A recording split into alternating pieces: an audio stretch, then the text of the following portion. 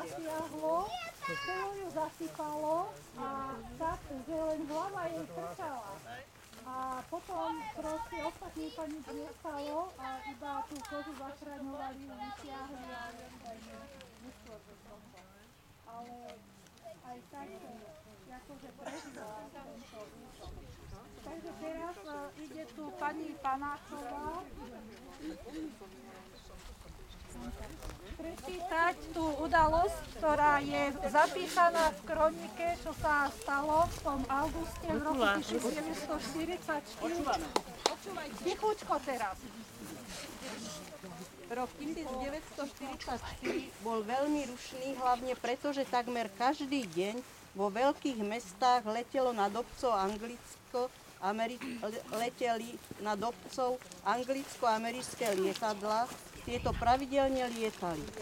28. augusta okolo 11. hodiny pred obedom bol veľký letecký súboj dvoch stíhačiek nad obcov Hrozenkov a Žítkovou. Lietadlá sa vzájomne odstreľovali ťažkými guľometmi. Pri súboji jedno z lietadiel začalo horieť, z ktorého hneď vyskočil letec s padákom.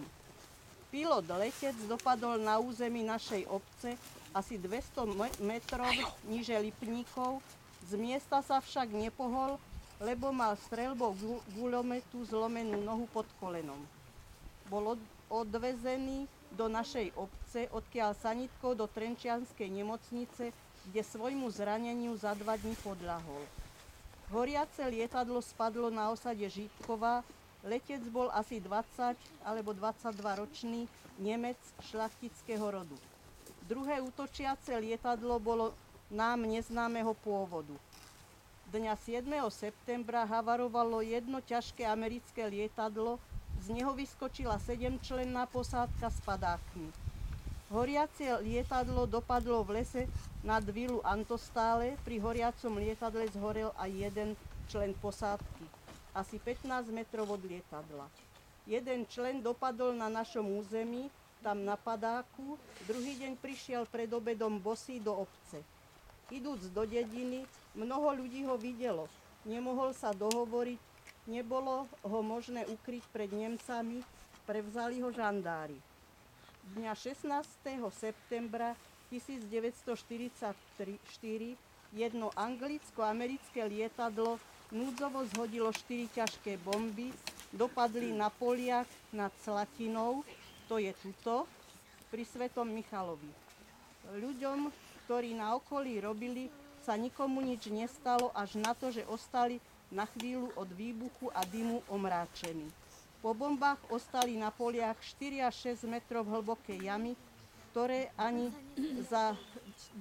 ani do dnešného dňa sa nezarovnali, teda jedna zostala. Boh, skončte sa! Ešte, Hela, a nepamätáš si na cinteri, čo boli pochovaní? No, tam bývali ešte príľby. Tam boli dve príľby a potom ich decka. Výstrel, Čo sa je stalo? Poza tých príľby, čo sme chodívali, musí pás na cinteri. Horné, čo máš? Horné, onen, dve tí príľby boli, tam sme chodívali a strašívali sme sa. Neviem, či to Pánko, si viete, v hornom rohu cintorínu, tam boli pochovaní bohatí vojaci a mávali tam len také kríže a príľby tam mávali. My také ľudská, keď sme chodívali musí pásať, tak vždycky sme sa strašívali. Príľby vojenské, ako boli tam na takých krížoch, ktoré boli zavesené. Až celkom samým hornom rohu. A sme utekali to v Lípine, áno. Utekávali čas. A mávali už po nás také decká, no sme sa strašívali jeden druhého. Otec so synom, áno. A potom pôvodne, že ich aj spomínalo sa to, že ich zobrali z cintorína, áno. a previezli ich preč. Ale vždycky sa tam kytka dávala, sviečky sa tam vedeli zapáluvávať, no ale aj to bývalo obložené, ale len mačami, tak pažitku, také robiky spravené dva a potom sa to už sa to, tak nie už títo starší ľudia pomreli a už si to tak tým mladým nepamätajú. Príhoda, udalosť, že, ale to už bolo ku koncu vojny, keď boli Nemci na ústupe.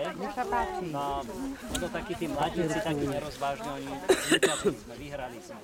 Tak oni, ak vlastne išli letecky, už lietadlami sa vlastne sťahovali, lebo už vedeli, akože vojnu prehrali, tak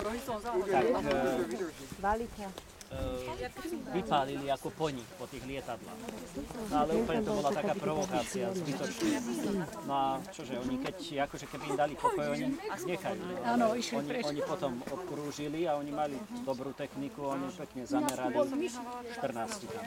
To tak spomínával nebohý muž, že na Dúbrave takisto voláky vystrelil a to ešte svokor nebohý boli a takisto, že boli spásli kravy a voli a robili tam volačov a takisto, že volakery tí chalaniska takže strelili a oni to začuli, takisto, že začali utekať a potom už ľudia sa báli, keď videli, že začali strieľať, pak potom už aj ľudia utekali z toho pola, prečo tiež tak vedia spomínavať, no lenže ja som o 5 rokov bola mladšia, ja si to všetko ani nebola som pri tom, ani si to tak nepamätám, ale čo viem, že spomínam.